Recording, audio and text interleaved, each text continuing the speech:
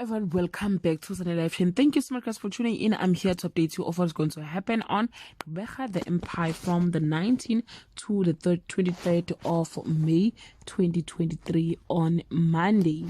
While Thulani gains relief from getting answers, the pressure on Anathi doesn't ease. Msimelele's bold move triggers a boiling point in his war with Funeka on Tuesday.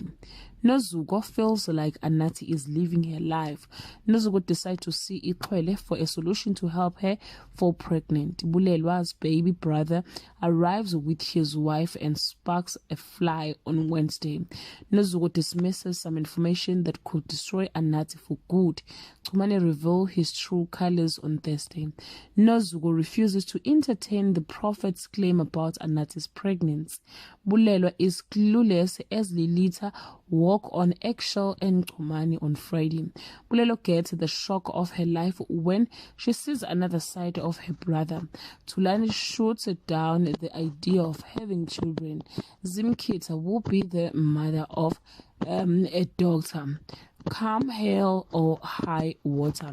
Well guys, this is all I have for today. You can leave your comment below and share your opinion. Bye.